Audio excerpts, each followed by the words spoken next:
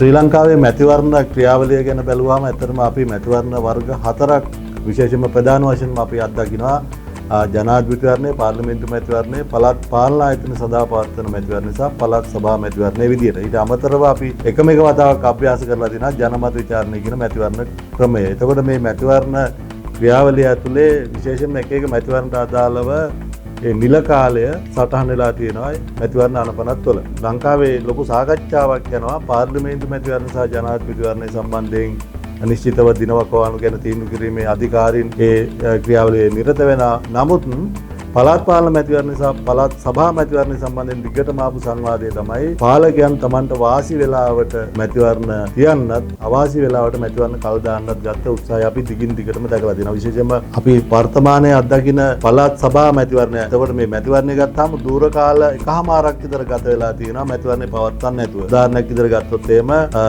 බස්නාහිර පළාත් සභා මැතිවරණය අවසන් වලට පවත්වලා තියෙන්නේ අවුරුදු 7යි මාස 4කට පෙර.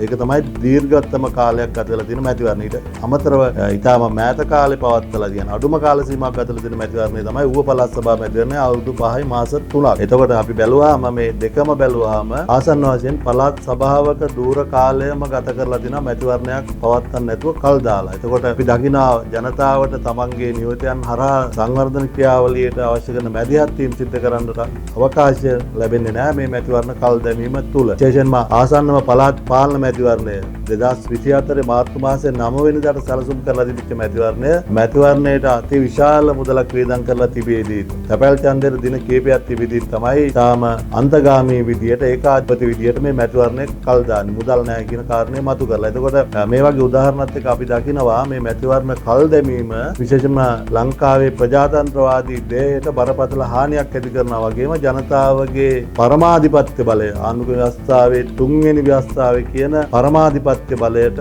ලොකු බලපෑමක් කළ කරන. ඒතර මේක දිගින් දිගටම අපි අත්දැකලා තියෙනවා පළාත් පාලන මැතිවරණ වගේම පළාත් සභා මැතිවරණත් කඩින් කඩ පවත්වපු අවස්ථා. අපි දන්න ලංකාවේ පළාත් 9ක් තියෙන්නේ සැදුම්ලත් වෙන්නේ පළාත් 9කින්. එතකොට පහුගිය ඉතිහාසයේ මේ පළාත් සභා මැතිවරණයත් කොටස් 3කට විතර කඩලා පවත්වපු ඉතිහාසයක් අපි දකිනවා. එතකොට පාලකයන්ගේ පැත්තෙන් කියන කාරණේ තමයි අපි දිනේටත් කලින් ඡන්ද දීලා තියනවා කියලා. ඒ කියන්නේ මැතිවරණය පවත්වන්න ඕන දිනේටත් කලින් පවත්වපු අවස්ථා දින. එතකොට ඔවුන්ගේ තර්කය තමයි අපි ප්‍රජාතන්ත්‍රවාදයේ උපරිම වශයෙන් තහවුරු කරනවා මැතිවරණ දිනේටත් කලින්ම ජනතාවට අපි අවස්ථාව දෙනවා තමන්ගේ ඡන්දය ප්‍රකාශ කරන්න කියලා. ඒතර අපි දකිනවා මැතිවරණ දිනේට කලින් ඡන්දය පවත්වන එකත් වරදක්. මොකද ජනතාවට නියමිත කාල සීමාවල තුර තමයි ඡන්දය ප්‍රකාශ කරන්න ඕනේ. ඒතර තමන්ට වාසිදායක වටපිටාවක මැතිවරණය කලින් පවත්වන අවස්ථාවත් තමන්ට අවාසියක් වෙන පරිසරයක් නම් රටේ තියෙන්නේ.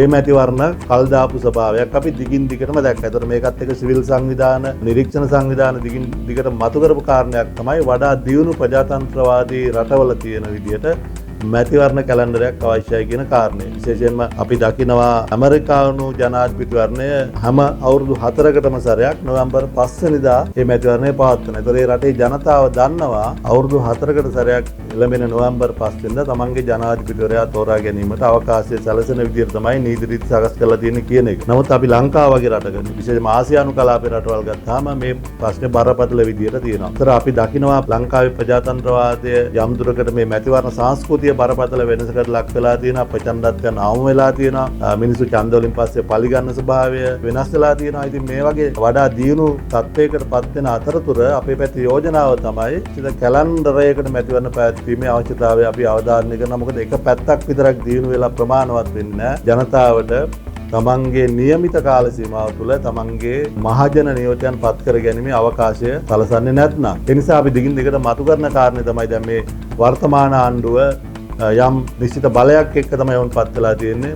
මන්ත්‍රීවරු 159ක් සමග මුළු රටම අපේක්ෂා කරන වුන් විපක්ෂයේ ඉන්නකොට කියපු කාරණා ඉෂ්ට කරයි කියලා. ඒකට මේ ඔවුන්ට පුළුවන්කම තියෙනවා මේ මැතිවරණ ක්‍රියාවලිය මැතිවරණ සංස්කෘතිය වෙනස් වෙමින් පවතින වටපිටාවක මැතිවරණ කැලෙන්ඩරයකට මේ මැතිවරණ 4 තියෙන නෛතික තත්ත්වයන් ගොනු කරලා වඩා හොඳ මැතිවරණ ක්‍රියාවලියක් අපිට අභ්‍යාස කරන්නට ඉඩකඩ හදලා දෙන්න. විශේෂයෙන්ම පළාත් පාලන මැතිවරණ ගත්තත් මේ අනපනත් වලත් යම් ගැටලුකාරී තත්ත්වයක් තියෙනවා. විශේෂයෙන්ම පළාත් පාලන ඇමතිවරයාට පුළුවන් වසරක කාලයකට මැතිවරණ පළාත් පාලන මැතිවරණය කල් දාන්න. එතකොට ඒකට මොන වගේ හේතු සාධකද පදනම් කරගන්න කියන එක නෛතිකව සඳහන් වෙලා නැහැ. ඔවුන්ට පුළුවන් මේ මැතිවරණ කැලෙන්ඩරයක් සම්බන්ධයෙන් දිගින් දිගටම ආපු මතවාදයට සාධාරණයක් ඉෂ්ට කරන්න.